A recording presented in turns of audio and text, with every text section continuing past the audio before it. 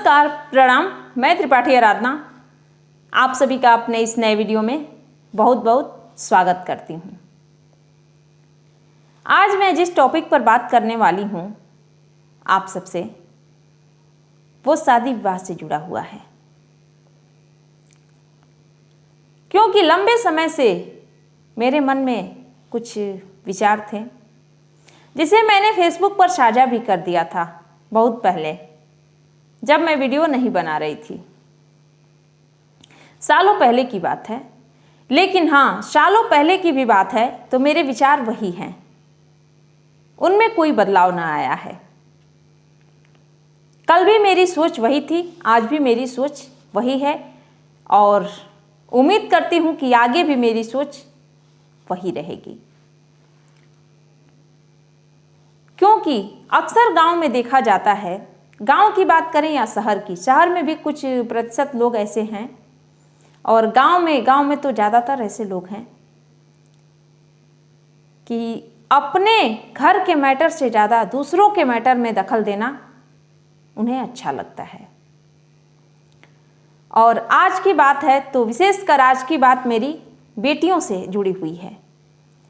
क्योंकि ऐसा मैंने देखा भी है कि अगर आपके घर में आपकी बेटी अगर 15 से 20 की उम्र में जाती है तो आपको चिंता नहीं होती, लेकिन इर्द गिर्द खड़े कुछ लोग अत्यधिक चिंतित हो जाते हैं। शायद यही रीजन है कि लोगों को बेटियां बोझ लगती हैं।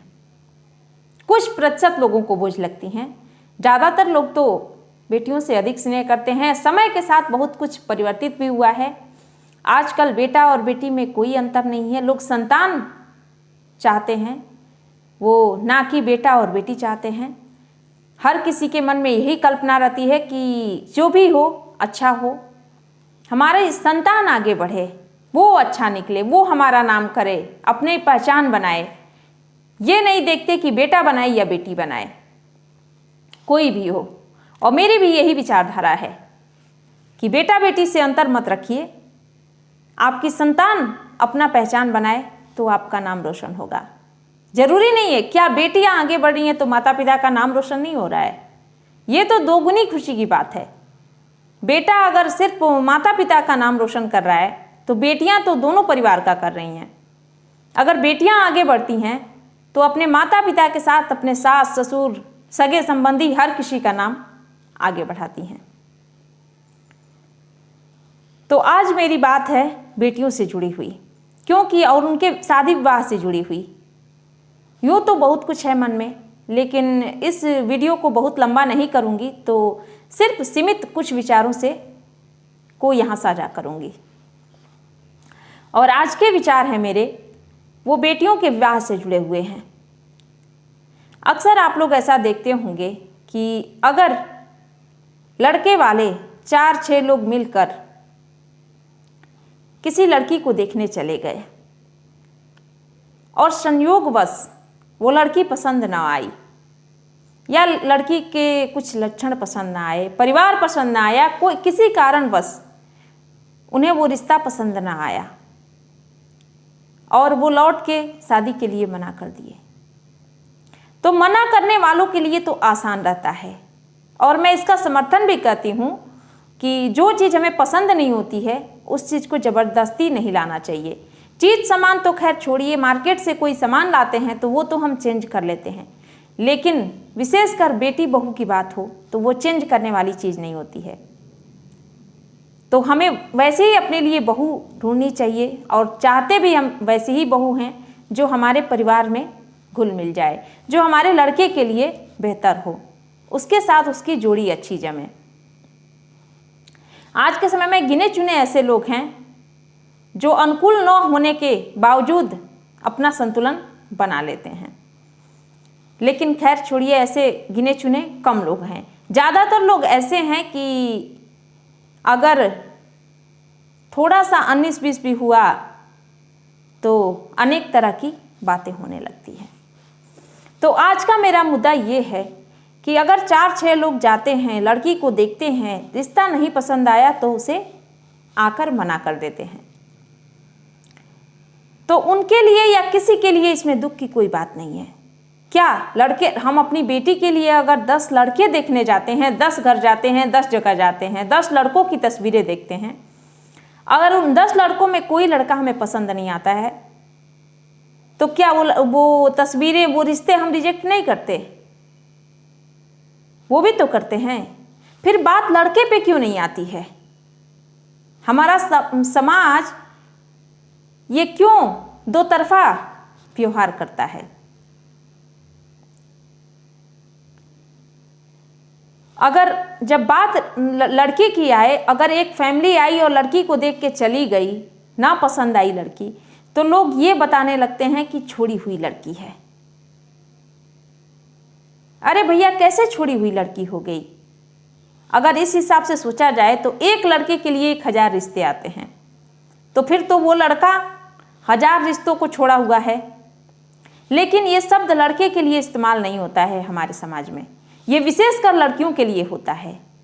और लड़की के माता पिता, घर परिवार के मन की जो दुख तकलीफ हो उसको बिना ध्यान में रखते हुए, अक्सर मैंने लोगों को देखा ये कहते हुए, क्या फलाने गए थे लड़की देखने, लड़की रिजेक्ट हो गई, नहीं पसंद आई। अब उस लड़की के लिए भी समस्या हो जाती है। वो लड़की कितनी भी समझदार हो, कितनी भी एजुकेटेड हो, कितना भी वो आगे बढ़कर आज के समाज को अपनाने की कोशिश करे, उसके मन में कहीं ना कहीं ये भाव जरूर आ जाता है कि हाँ, शायद लोग सही कह रहे हैं, शायद अब मैं बेस्ट रिश्ते की हकदार नहीं हूँ, क्योंकि मुझे देखकर छोड़ा गया है, मैं रिजेक्ट कर दी गई हूँ। जरूरी नहीं, अगर हम मार्केट जाते हैं कोई सामान खरीदने तो 10 चीज़ों को रिजेक्ट करते हैं, उसके बाद एक सामान लेकर आते हैं, तो क्या वो 10 चीज़ें बिकती नहीं हैं या उचित मूल्य में नहीं बिकती हैं? तो फिर हम बेटा बेटी के साथ ये ऐसा क्यों सोचते हैं? और दूसरी चीज़ ये भी है कि अगर समाज में हो सकता है, ऐसा मैं भी मानती हूँ, और हो सकता है कि ये बातें हों, हर चीज़ों के पीछे, हर बातों के पीछे, किसी भी पूर्वाग्रह के पीछे कोई ना कोई एक रीजन जरूर रहता है। लेकिन ऐसा भी माना जाता है कि परिवर्तन प्रकृति का नियम है, तो कुछ न कुछ परिवर्तित होना चाहिए समय के अनुसार। तो बेशक मैं ये मानती हूँ कि कोई रीजन रहा होगा, कभी रहा होगा, किसी ने इसको शुरू किया होगा, लेकिन आज के समय में तो चीज़ें बहुत हद तक परिवर्तित हो गई हैं। तो ये भी ध्यान में रखना चाहिए। देखने वाले लोग जो 4-6 लोग जाते हैं, उनको भी इस चीज़ का, क्योंकि इस चीज़ का भी मैं विरोध करती हूँ, किसी की भी लड़की हो, बेशक लड़के के लिए, अगर लड़का देखने लड़के के घर लोग जाते हैं, लड़के के रिश्ते की बात हो तो लड़के के घर लोग जाते हैं, और अगर बात ना बने तो लौट आते हैं, उस लड़के को प्रस्तुत नहीं किया जाता है। लेकिन वही चीज़ जब लड़की के साथ होती है तो विशेषकर लड़की को सजाया धजाया जाता है, हर चीज़ लड़की को समझाया जाता है। लड़की कितनी भी गुणवान हो, उसके घर के हर सदस्य उसे कुछ न कुछ बताने का प्रयास करता है कि कहीं कोई फेल ना कर दे इसे। मान के चलिए एग्जाम भी, लड़कियां एग्जाम पास कर लेंगी, लेकिन वो सबसे कठिन एग्जाम अगर कहा जाए तो जिन जगहों पर इस चीज़ को मान्यता दी जा रही है, उन जगहों पर बेटियों के लिए सबसे कठिन एग्जाम यही होता है। उन्हें चलने का ढंग बताया जाता है, बोलने का ढंग समझाया जाता है, रहन सहन 1000 तरीके की चीज़ें बताई जाती हैं। एक बार बस उनके मन को नहीं समझा जाता है, क्या उनके मन पे क्या बीतेगा।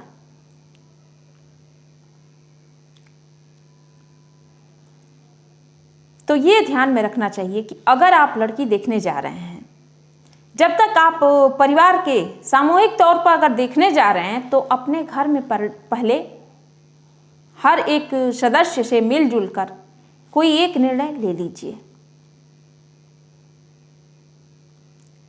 क्योंकि अगर ये रीत रिवाज बना है, कोई जिसने भी बनाया है, धीरे धीरे परिवर्तित होगा, अचानक से नहीं होगा। लेकिन जब तक चल रहा है तो थोड़ा सा तो संतुलन बनाने के लिए थोड़ा सा आपको भी मैनेज करना होगा। आप लड़की देखने जा रहे हैं तो ये दिमाग में रखिए कि जैसी भी लड़की हो, अगर हम सामूहिक तौर पे जा रहे हैं उस लड़की से मिलने, तो उस लड़की को हमें एक्सेप्ट करना है। आप रिश्ता रिजेक्ट कर सकते हैं, किसी लड़की या लड़के को रिजेक्ट नहीं कर सकते हैं, क्योंकि हर बेटी अपने माता पिता के लिए विश्व सुंदरी होती है, सर्वगुण संपन्न होती है, जैसे कि हर लड़का होता है अपने माता पिता के लिए सर्वगुण संपन्न और सबसे सुंदर। तो बस यही कुछ बातें हैं जिसको समाज दो तरफा व्यवहार करता है जिन चीज़ों को लेके। तो बस यही मेरे मन में भाव थे। मेरा वीडियो पसंद आए तो इसे लाइक करिएगा और शेयर करिएगा। मेरा चैनल सब्सक्राइब नहीं किए तो मेरा चैनल भी सब्सक्राइब जरूर कर लीजिए। इसी के साथ बहुत बहुत धन्यवाद।